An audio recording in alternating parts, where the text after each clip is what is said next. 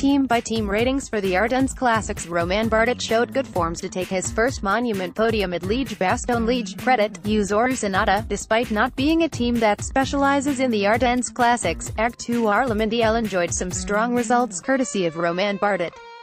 The Frenchman showed great form to finish 9th at La Flèche Wallonne, then starred in the classic he is best suited to, Liège-Bastogne-Liège, to finish 3rd, a career-first monument podium. Michael Valgrand finishes off a strong team performance at Amstel Gold. Credit, Yuzuru Sunada. Astana pulled off a tactical blinder to win Amstel Gold, having Jakob Fuglsang put in several stinging attacks in the finale and paved the way for Michael Valgrand to make his own race-winning move. That result was enough to make it a successful week for the Kazakh team, even though they came up short in the other two races. Bahrain Merida 6/10 Vincenzo Nibali animated La Flèche Wallonne with a long-range attack. Credit, Yuzuru Sunada. Although a top 3 at Amstel Gold via Enrico Gasparotto, and a top 5 at Liège-Bastogne-Liège via Domenico Pozzovivo, represents a good return, there's a sense that Bahrain Merida could have done better. Vincenzo Nibali's exciting attack at La Flèche Wallonne ultimately came to nothing, and the team didn't make the most of their numerical advantage at Liège-Bastogne-Liège. BMC Racing 3/10 Dylan Teuns endured a disappointing Ardennes Classics campaign. Credit, Yuzuru Sunada. A lot of faith was shown in designated leader Dylan Teuns, who could be spotted towards the front of the bunch surrounded by teammates during the early part of the races. But the young Belgian was found wanting during the crucial moment in each, and BMC Racing failed to register a single top 10 in the Ardennes. Bora Hansgrohe 6/10 Peter Sagan was unable to pull off victory at Amstel Gold. Credit, Yuzuru Sunada. The highlight of a solid week in the Ardennes for Bora Hansgrohe was Peter Sagan's ride at Amstel Gold, which might have been a winning one had he received more assistance. Davide Formula made the key selection at Liège-Bastogne-Liège to finish 7th, while Patrick Conrad completed a clean sweep of top 10s for the team at La Flèche Wallonne. Dimension data 3/10 Dimension data were largely anonymous in the Ardennes. Credit, Yuzuru Sunada. Tom Gelteslagner was again unable to reproduce the kind of form he showed early in his career, managing a best result of only 12th at La Flèche Wallonne. Dimension data didn't really have anyone else capable of a big result, so passed through the week fairly anonymously. Michael Woods took a superb 2nd place in Liège-Bastogne-Liège. Credit, Yuzuru Sunada. Lawson Craddock lead Amstel Gold over the Coburg and held on for a 9th place finish, but it was Michael Woods' ride at Liège-Bastogne-Liège that EF Education First Repack will remember this week for. The Canadian attacked in the finale with Romain Bardet and won the sprint for 2nd, the team's highest finish in a monument since Dan Martin won Il Lombardia wearing a Garmin Sharp jersey way back in 2014. Groupama FDJ 4/10 Rudy Mollard proved Groupama FDJ's best rider of the week in the Ardennes. Credit, Yuzuru Sunada. With starman Thibaut Pinot riding and winning the Tour of the Alps and Arnaud Desmarais enjoying some rest after a long Northern Classics campaign, the Ardennes Classics were not a priority for Groupama FDJ. Rudy Mollard nevertheless managed a decent results, with top 15s in both Amstel Gold and La Flèche Wallonne. Katusha Alpecin 3/10 injury to Nathan Haas derailed Katusha Alpecin's Ardennes camp again. Credit, Yuzuru Sunada. It seems a long time ago now that Joaquin Rodriguez made Katusha Alpecin a major player in the Ardennes Classics. Their week this year was derailed when injury struck Nathan Haas, while Ilnur Zakarin was nowhere to be seen at Liège-Bastogne-Liège.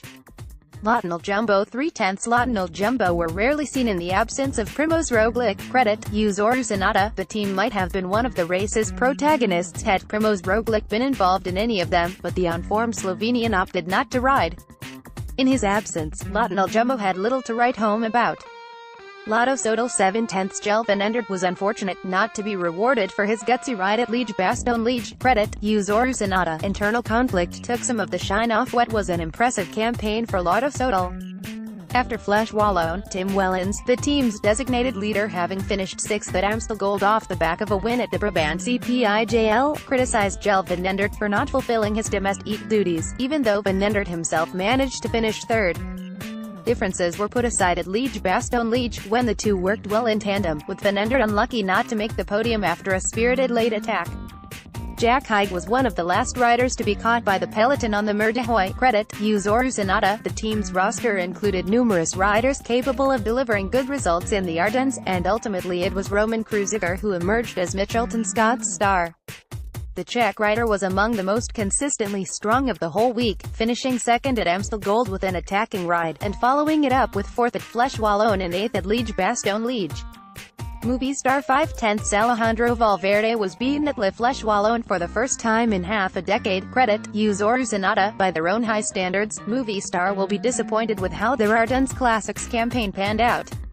They were given a real working over at Flèche Wallonne, which Alejandro Valverde failed to win for the first time since 2013, and Liège-Bastogne-Liège went even worse, with the Spaniard failing to even make the top 10.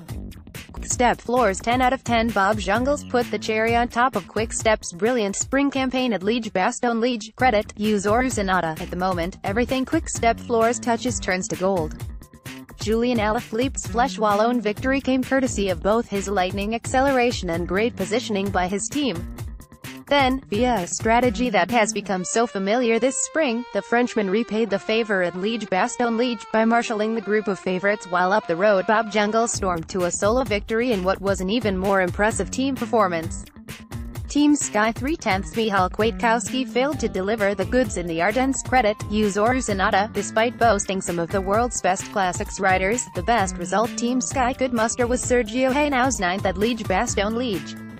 Starman Michał Kwiatkowski never looked right, Wood Pools was short of fitness having only just returned from injury, and Geraint Thomas was short of form at Liège-Bastogne-Liège. Team Sunweb 5/10 Team Sunweb were another team who were largely anonymous. Credit, Yuzuru Sunada. Michael Matthews entered this year's Ardennes Classics with high aspirations, and it was clear to see why at La Flèche Wallonne, where he defied expectations to finish 5th on a finishing climb that many would have considered too steep for a rider who was once a specialist bunch sprinter. However, he and teammate Tom Dumoulin would have hoped for a better Liège-Bastogne-Liège. Trek Segafredo 5/10 Trek Segafredo may have been hoping for more in the Ardennes. Credit, Yuzuru Sunada. As the Trek Segafredo's protected rider, Bauke Mollema did a reasonable job. Although he found himself dropped in both Amstel Gold and Liège-Bastogne-Liège, a strong sprint up the Mer de Hoyer earned him 6th place at Flèche Wallonne.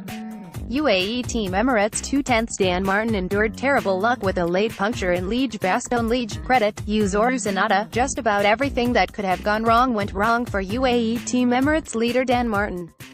He failed to finish Amstel Gold, was caught up behind a crash to fall out of contention at Flèche Wallonne, and finally, after the team had made a statement of intent by riding at the front for much of the day, suffered a puncture just as Liège-Bastogne-Liège was entering its endgame.